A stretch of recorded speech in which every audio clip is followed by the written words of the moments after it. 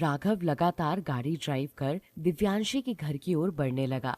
दिव्यांशी का घर दिल्ली से करीबन 2 घंटे की दूरी पर था। राघव ने गाड़ी की स्पीड बढ़ाई और दिव्यांशी के घर पर रुका। हालांकि दिव्यांशी के घर पर राघव को कोई नहीं जानता था।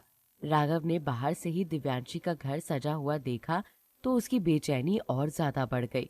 तभी उसकी नजर एक लड़की पर गई। वो उसे देखते हुए बोला, ये दिव्यांशी का ही घर है ना? हाँ, दिव्यांशी का ही तो घर है। ये इतना सजा क्यों है? राघव ने फिर उस लड़की से सवाल किया। आज दिव्यांशी की सगाई है क्या? हाँ, आज दिव्यांशी की सगाई है। उस लड़की ने इतना कहा और वहां से चली गई। तो राघव वहीं खड़ा खड़ा सोच में पड़ गया। दिव्यांशी की सगाई? नहीं नहीं, ये किसी भी हाल में नहीं हो सकता। पर वो कर भी तो क्या सकता था? उसके पास दिव्यांशी को समझाने के अलावा कोई ऑप्शन भी नहीं था। अंदर दिव्यांशी की सगाई की रस्म चल रही थी। लड़का जो कि दिव्यांशी के बाजू में ही बैठा था, धीरे से दिव्यांशी के कानों में बोला, दिव्यांशी, बड़ी प्यारी लग रही हो तुम। उसकी बातें सुनकर दिव्यांशी ने कोई रिएक्ट नहीं किया, क्योंकि दिव्यांशी तो अभी भी राघव के ख्यालों में खोई हुई थी। वो इस शादी से खुश नहीं थी।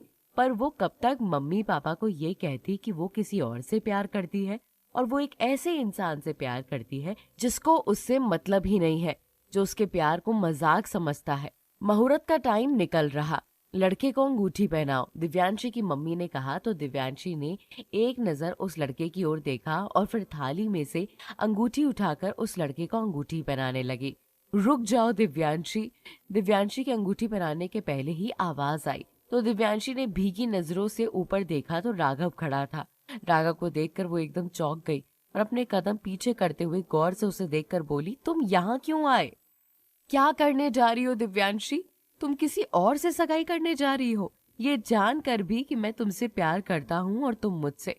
मैं तुमसे प्यार नहीं करती। तुम यहाँ से चुपचाप चले जाओ, यहाँ तमाशा मत करो। मैं यहाँ तमाशा करने नहीं आया हूँ, मैं बस तुम्हें मनाने आया हूँ। दिव्यांशी, मैं तुमसे सच में प्यार करता हूँ और सच में तुमसे शादी करना चाहता हूँ। कौन है ये दिव्यांशी बेटा? दिव्यांशी के पापा ने दिव्यांशी को देखकर कहा। पापा, ये राघव है। दिव्यांशी ने कहा। तो दिव्यांशी के पापा राघव के पास जाकर बोले, मेरी बेटी की जिंदगी में आग मत लगाओ। अंकल, आप मेरी बात समझने की कोशिश कीजिए।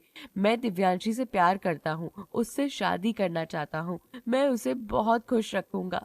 मैं वादा करता हूँ कि मैं हमेशा खुश रखूंगा, उसे कुछ नहीं होने दूंगा। मेरा यकीन करो प्लीज अंकल, दिव्यांशी को मुझसे अलग मत करो। मैं दिव्यांशी के बिना नहीं जी सकता। राघव, यहाँ से चले जाओ, यहाँ कोई ड्रामा क्रिएट मत करो।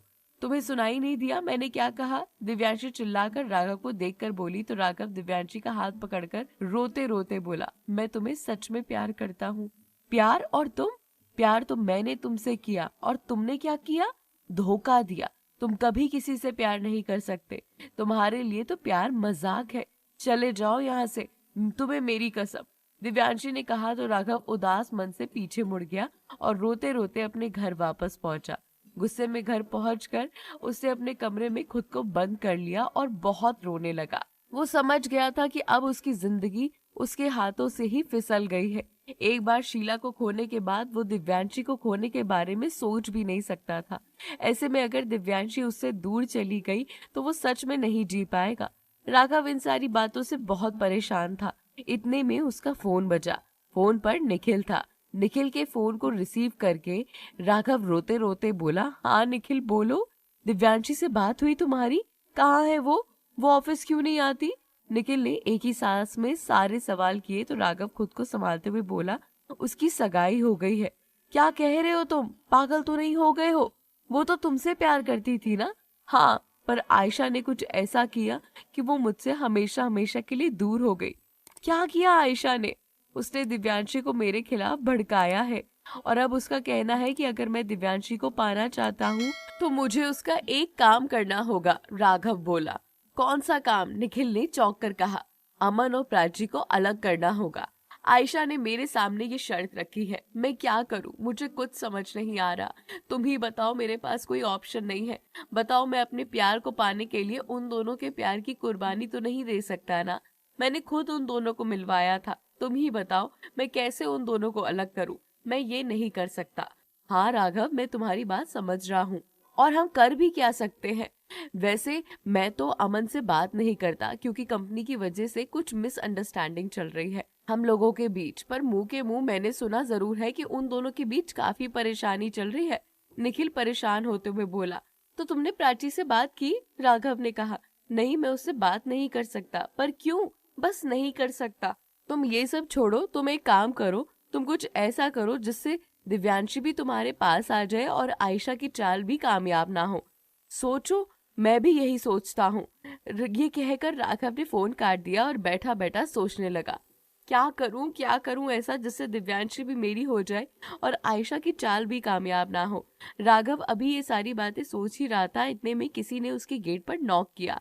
रात के 11 बजे कौन होगा, ये सोचकर राघव ने गेट खोला तो सामने आयशा थी। आयशा को देखकर राघव ने अपनी नजरें फेर ली तो आयशा अंदर आकर बोली, मिल गया सुकून, ठंडक पड़ गई तुम्हारे कलेजे में। मैंने तुमसे कहा था, तुम मेरी बात मानते ही कहाँ हो। मैंने तुमसे कहा था कि तुम लाख कोशिश कर लो, लेकिन दिव्यांशी तुम्हारी बात नहीं मानेगी। अब दिव्यांशी वही करेगी जो उसे सही लगेगा, और उसे जो सही लगेगा वो उसके लिए हरगिज भी सही नहीं होगा। मतलब कहना क्या चाहती हो तुम? मतलब जिस लड़के से दिव्यांशी शादी कर रही है वो ऑलरेडी शादीशुदा है और मेरी चाल का एक पार्ट है। वो दिव्यांशी से शादी करके दिव्यांशी का फायदा उठा के उसे छोड़ देगा और तुम कुछ भी नहीं कर पाओगे, कुछ भी नहीं। मैंने कहा था मेरी बात मान लो, पर नहीं। तो तुम्हें अपने प्यार से ज्यादा उन दोनों की पड़ी हुई है। अब मेरी क्या गलती, भुगतो। ये कहकर दिव्यांशी वहां से चली गई और राघव बहुत ज्यादा शॉक्ड हो गया।